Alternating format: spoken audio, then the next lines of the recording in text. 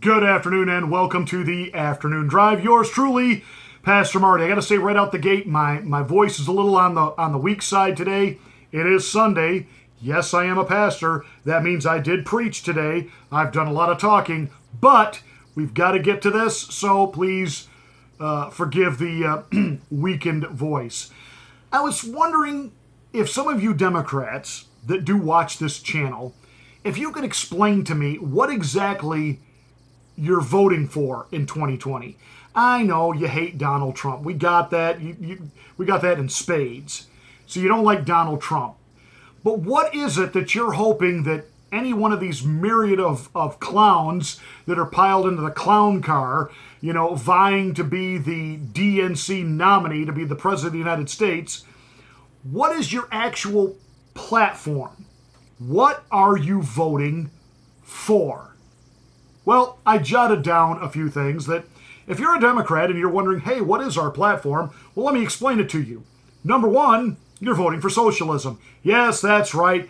No more capitalism. We don't need that. We just need free for everybody. And we're just going to, those that work, all that money will get put into a big pile, and then we'll use it to take care of everybody else. It sounds like a utopian idea. Can I tell you that that was actually experimented with in the Bible? Ooh, there I go, confusing a good argument with facts. Yes, in the Bible, the church at Jerusalem got this idea that one of the things they needed to do was put all of their goods together and live as kind of like a hippie commune. And you know what happened? It didn't work. Why? Because not everybody worked. So you had everybody taking out, but only a handful putting in. I think early pilgrim settlements struggled in this area. Did they not? So what happened in the Bible? Well, the Apostle Paul had to go to the church at Corinth. Now, the church at Corinth was one of those churches that he was constantly having to correct them on some of their doctrine and some of their practices. But the one thing the church at Corinth had going for it was they were fiscally responsible. So Paul went to the church at Corinth and said, hey, I need you to take up an offering and bail out the church at Jerusalem. It was a one-time event. He said, if they do this again, they're on their own, but help your brothers and sisters in the Lord that are in a bad way right now. And socialism was talked about in Scripture as an abject failure. Because you'll hear some Democrats talk about, like Nancy Botox Pelosi, when she puts the little ash on her forehead for the cross, because she's a good Christian, despite the fact that she's for platform issue number 2, post-birth abortion. Yes, that's right. They want to absolutely abort babies right in the birth canal as they're being delivered. And if they come into this world and maybe there's a deformity or something not quite right, why, let the baby lie there while the mother and doctor over a cappuccino decide what to do to this child. So if you're a Democrat, you're voting for socialism. You're voting for post-birth abortion. Thank you, Governor Cuomo. Number 3, you're voting for the Green New Deal. Oh, yes, you are, because the top Democratic contenders have all signed on to the Green New Deal. So that means in 10 years, gasoline combustion engines, diesel, all of it gone.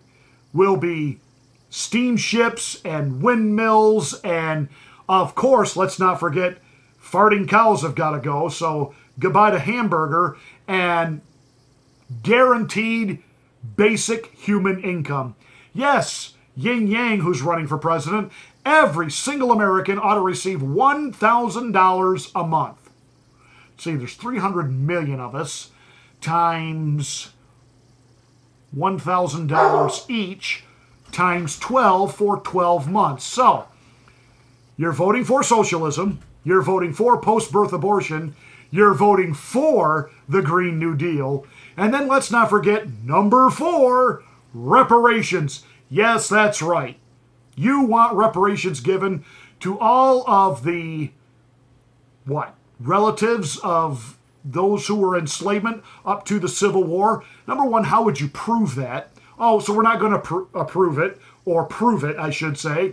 Just anyone that's here that happens to be of black descent, poof, you automatically get reparations. Even if you immigrated, your family immigrated here 10 or 15 years ago from, say, England, and didn't have any relatives that were involved in slavery, everybody's going to get reparations. And if you're Corey grabbing boys in the men's room Booker, you've added another tier to reparations because you got to separate yourself from the rest of the clown pack. Drug dealers get a double reparation because the drug culture has been thrust upon the black community because of our prejudice. And it was the only way they could make a way in this world. What? You know, I don't even want to hear this, but it's been Democratic policy that has decimated the black culture. You know, there was a time that there were complete thriving black communities, black universities, black businesses. They had a robust economy for themselves. Then along came the Democrats telling them, no, you need government housing, free cheese. Dad, you don't need to stay in the home. In fact, you're not even wanted. So now we've got black women on welfare who've got 5 kids and 5 different daddies, and all of that is thanks to the Democrats putting black people back on the plantation. Then if you're a Democrat, you're not only voting for reparations, but number 5, sanctuary cities. And I still love what Trump said. You want the illegals? You got them. That's where we're going to put all of them. Sanctuary cities. Yes, your own citizens can no longer walk safely downtown. They can no longer find a place to park because those places are now where the homeless sleep and defecate and urinate and do drugs. But hey, we're a sanctuary city because we love all humans. We'll see. We'll see. You're also voting for number 6, open borders.